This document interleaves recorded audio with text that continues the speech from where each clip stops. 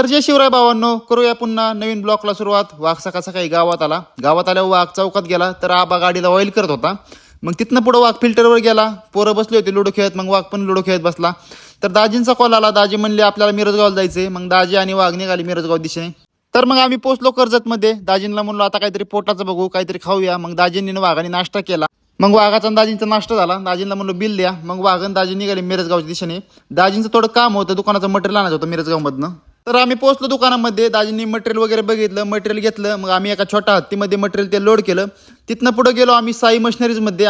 तर वाघाला पीठ दळायची एक गिरण बघायची होती. गिरण वगैरे बघितली. तिथनं पुढे बाहेर आलो. बाहेर बघितलं खूप मशिनी होत्या सगळ्या.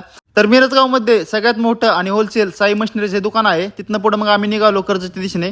कर्जतमध्ये पोहोचलो तर पाऊस भयंकर चालू होता. मग आम्ही थांबलो नगरपंचायतमध्ये. मग आता पाऊस उघडला. दाजींना म्हणलो चला निघूया घरात दिशेने. तिथनं पुढे पोहोचलो आम्ही गावात. चित्ता भेटला. चित्ता म्हणला आज आहे आमुष्या, जायचं आपल्याला मसुबाला. मग चित्ता, वाघ आणि लाला निघाले मसुबा दिशेने. तर पुढे गेलो भेटले अध्यक्ष नळ्या खाली करून घेत होते की रोडला टाकायच्या होत्या, पाणी साठलं होतं रानामध्ये. तर मग पोहोचलो आम्ही शेवटी मसुबा मंदिरावर. तिथं गुलाब, शुभम आणि कुंजीर मसुबाच्या मंदिरापाशी नारळ फोडून खात होते. मग तिथनं पुढे वाघाने आणि चित्ताने घेतलं मसुबाचं दर्शन.